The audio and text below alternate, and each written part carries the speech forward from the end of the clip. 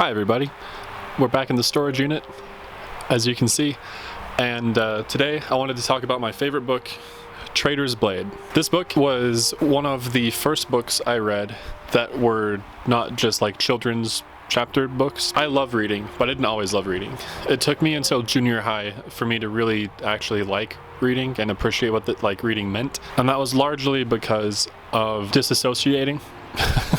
Junior high was hell on earth, and I read so much. I would have like 3 or 4 books in my backpack because teachers would take them away from me as the day went, and so I just needed backups. That was when I read The Hobbit and Lord of the Rings, and anyway, I digress. This book, Traitor's Blade, was I think the second book I ever read where when I sat down to read it, I couldn't put it down. And I think people who haven't had that experience of I couldn't put it down don't really fully recognize what that means until it happens. But it's real. Sometimes you'll read a book and it is so engrossing and captivating that you literally can't stop reading. You kind of just zone everything out, and it's just all you can think about and focus on. The first time I read it in I think 3 days, 2 or 3 days. I loved it. I think you should read it too.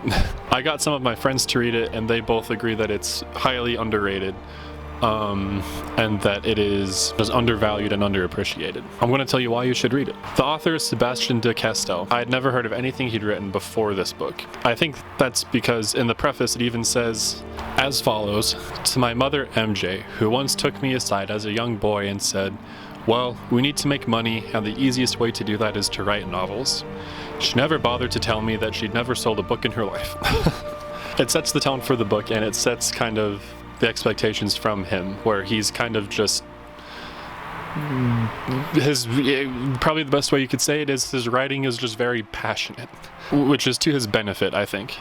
In fact, probably when you read the book, one of the things that will stand out to you the most, and it's part of a 4-book series, and this is true for all 4 of them, I think, is that they're very passionate. The writing is passionate. You can tell that Sebastien de Castell is invested in the world and in the characters, and that he's clearly seeing everything that's happening, and so it's being portrayed clearly to you, the reader.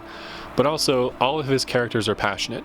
There's not one character in any of the books that doesn't have a strong, just defined personality. That makes reading awesome. It's written in the first person from the main character, Falkio, first Cantor of the Greatcoats.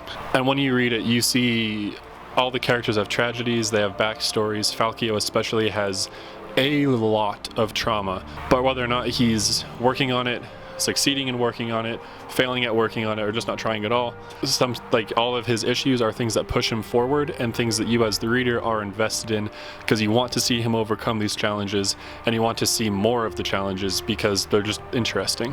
The first book especially has a moment where it dives really, really deep into the key moment of Falkio's life that I would say permanently pivots it. There's 2 moments actually in Falkio's life, and either one of them, and maybe both of them, are things that 90-degree angles Falkio's trajectory for where he is and where he's going. And they're both heartbreaking, and they're both incredible. Maybe one of them is actually not that incredible, but I won't tell you what it is. Aside from that, what else can you expect from these books? Swashbuckling is a word that Sebastien de Castell likes a lot, and I would say in modern media, he's probably doing the best representation of what swashbuckling should be. If you like the chaotic energy and non-stop pacing, not even necessarily action, but just the non-stop, just things are always in motion and the characters never have a moment to breathe, I would compare the vibe of these books to the Pirates of the Caribbean movies, the first 3 specifically. Similarly to that, all the characters have their own goals. Sometimes they work in unison together, sometimes they separate, sometimes they're against each other. You love all the characters even if they're bad guys, or in this book you really hate some of the characters, bad hate them. And it's because of that it makes you question whether or not, what is your own justice system?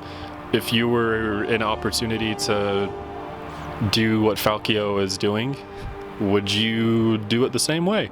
Because it sounds brutal, but then once you kind of get more info, you're like, is it brutal enough? Which kind of brings me to the next point. What is Falkio doing? Falkio, as previously stated, is the first canter of the Greatcoats.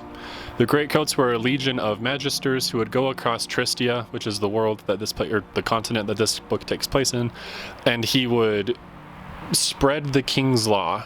He wouldn't necessarily teach it, but he'd go to a place where there's a dispute between anybody, really, a noble and another noble, two peasants, a peasant and a noble, anybody, and he would sit and hold court and give a verdict. To give you an estimate of Greatcoats, there were hundreds. I think there was like 400 of them at like their prime, so there wasn't a ton. They were never meant to be a militia. They're kind of like the Jedi, honestly. They were never meant to, like, they're keepers of the peace, not soldiers necessarily. But also like the Jedi, they're highly trained in diplomacy, law, and in some form of sword fighting. Because sometimes, which is like ancient Tristia law, duels are kind of the end-all say-all. If there's an agreement that can't be met, and for whatever reason two people can't see eye to eye on something, it ends with a duel, and whoever survives the duel is the winner. In the later books, this is addressed as kind of an archaic way to end things, and some characters have an issue with that. Don't want to spoil too much, so I won't go into it. But as much as they're able to sit down with either individuals or a whole group of people and talk to a solution, which is always the first thing that they should be doing. They don't always do that. They're equally skilled with, bow staffs, all kinds of swords, great swords. Falkio himself uses 2 rapiers. One of the characters uses a bow, but he also thinks dueling is a stupid thing, and I digress. So that is what a Greatcoat is, and that's what they do. They just go across the lands and solve problems. If they can't solve problems, then they duel. And their dueling is made better because the dueling is more skewed in their favor. Outside of having top-tier training, they also have what the whole theme of the whole book series is the Greatcoats, which are just long trench coats that have something of a fantastical element called bone plates that can withstand really anything, even bullets at a certain range, which kind of makes them pretty much invulnerable. Their coats have, as they say in the books, hundreds of pockets that not even the Greatcoats themselves know where they all are. And their pockets are filled with all kinds of tools to help them in and out of sticky situations. They have hard candy and soft candy to help them stimulate them or calm them down. They have throwing knives, they have caltrops, really anything you can think of, they would have it in their coat probably. Also in the book, there's magic. This is a point of contention with this is really my only issue with the series. Magic in these books are not good. Sebastian de Castell has moved on to other series that he has way more books than the Greatcoat series, and they're all magic focused, and I just cannot read them. I don't know why, but he just can't write magic, at least not in a way that I receive it well. But luckily, Falkio, the main character, hates magic, and so they don't really ever come across it, and if they do, Falkio does everything in his power to avoid it or get away from it. So you don't really have to worry about the magic. It's in the books, and there's a lot of like ritualistic, that's it. There's a lot of ritualistic magic. There's a lot of like prayers and things like that, but when I say magic, don't think like someone's casting like a fireball or something. It's more like the book starts with someone using a magic kind of mist that disorients the characters and kind of just like make us go, whoa. Magic is present. It is a fantasy world. In the main 4 books of the Greatcoats, it's used cleverly and tactfully, so you don't really have to look at it too much. Past that, you should make your own decision. I hate it. So do with that what you will. The fight scenes in this book are very good. Sebastian de Castell was a choreographer at one point, and I think that shows in his writing, because everything that he writes, you can visualize it very clearly without too much trouble. The fight scenes feel like you're there, they flow quickly, there's not any meandering, it just gets to the point, it tells you what's happening. You have, every character has their own fighting style that comes through in the pages. You can see how Falkio and his best friend Kest are both considered the best swordsmen in the country, but they're also so different. You can see one of the main characters, Brasti, one of the main, because there's 3, like it's a trio that you're focusing on, I should have mentioned that. He doesn't like swords, he uses a bow and arrow, and he's the best in the whole world, and it comes across on paper why that is. It's not just kind of fluff like, oh, he hits every shot he makes. The way he describes how he's making these shots and why sends it, and you're like, yes, he is actually the best bowman like ever. Like 3 Musketeers, if they were all like crazy hard depressed and had no coping skills whatsoever. These books will make you cry and make you laugh. There were plenty of times through all 4 of the books where I laughed out loud and had to like text someone that had read, like my parents, they got me into it, and text them and be like, this part made me laugh, and they're like, yeah, that was funny. I have had to take multiple breaks because I was crying so hard I couldn't read. And after I read them, I listened to the audiobook as well, and I was at work, and there was one part where I had to go to the bathroom and cry because I was just like and it was bad.